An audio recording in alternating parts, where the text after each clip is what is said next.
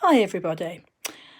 Today we are going to be looking at adjectives and speech. I'm just going to go over both of them before you start your work. Okay? Right, adjectives. We use adjectives in a sentence so that it gives a clearer picture of what's being described in that sentence. Right? Trouble is, you don't want to use too many adjectives in a sentence because then people get a little bit bored and it will not make the sentence sort of read very well.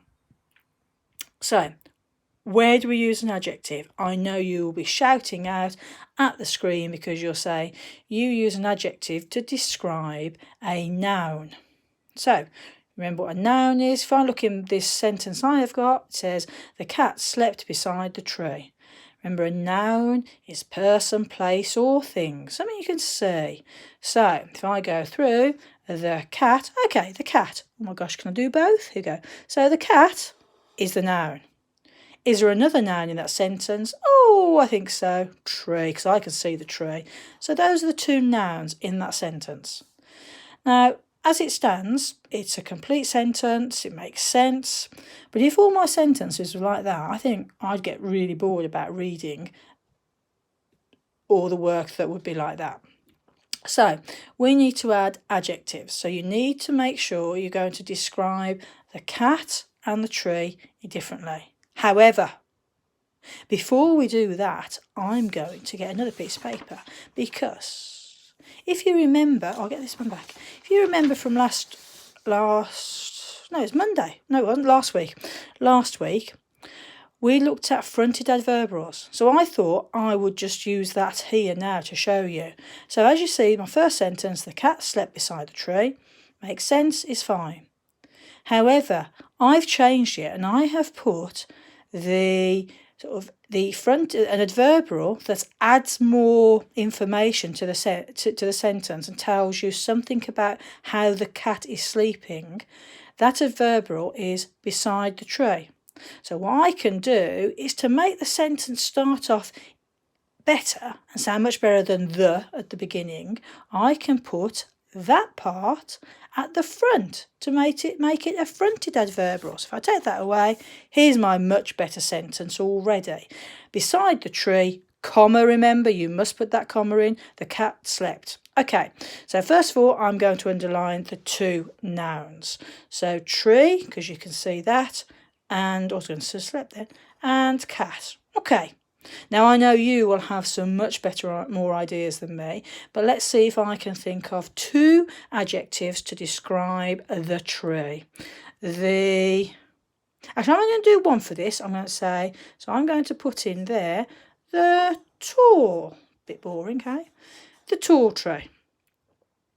Beside the tall tree, and here I am just going to put two adjectives there and make this a 2A sentence. If you've not heard of 2A sentence before, it means there's two adjectives together in the sentence. So I might have the shiny, comma, clever. The shiny, clever cat slept. So now I've gone from saying beside the tree, the cat slept, to beside the tall tree, the shiny, clever cat slept. Try saying that with your teeth in, right, or not in. Okay, so hopefully you now can remember what an adjective is, what a noun is, and how we can use adjectives to improve our sentence. Okay, so if I go back actually to the first sentence we had, and let's see what you think. So the first sentence was, the cat slept beside the tree. Then we moved the adverbial to the front, and then we put adjectives in. So now it says, beside the tall tree, the shiny, clever cat slept. I think that's much better. Okay, just going to go I haven't got time. No, we haven't. So I'm going to then. So that's what you'll be doing, is looking at adjectives in your work today. Okay. Next thing we need to look at is speech.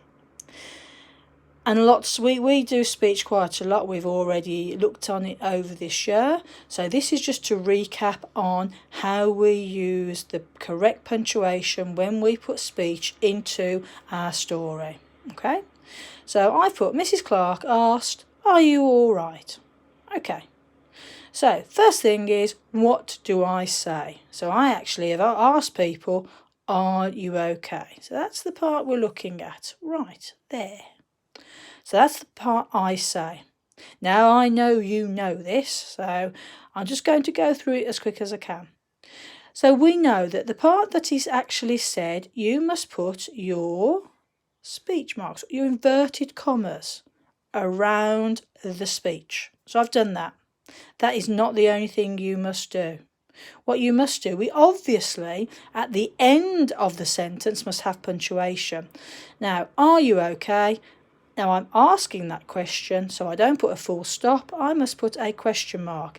This is what you must remember. That question mark must come before, inside the speech marks. So it must come there straight after the letter, then you have your speech marks, your inverted commas.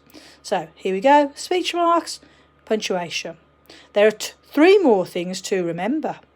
Firstly, every time you have new speech, every time when you have your speech marks to start off the speech, the next letter must be a capital.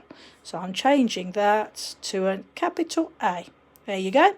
Must have that capital there. Then finally, well, the one thing that I'm going to change in this sentence, you must then also have certain punctuation before that, the first inverted commas. Now, if it was at the start of a sentence, that beforehand you will have finished a sentence, so there will be a full stop. Here, it's start. I've got Mrs. Clark asked, so it's part of a sentence. So it's part of a sentence. You must put a comma before you have your speech marks. Okay? So, speech marks to show what's being said, capital letter at the beginning, punctuation at the end, but you must make sure it's inside your inverted commas, and then you must have some form of punctuation that goes before the start of your speech, and it depends where it is. Okay, right. Lastly, if you were writing a story and you had a conversation between a few people, what you must do, okay, is every time a new person speaks, you would start a new line. Okay, so Mrs. Clark asked, "Are you okay?" Now, obviously, I cannot put anything in there, so I'm just going to go, "Yes,"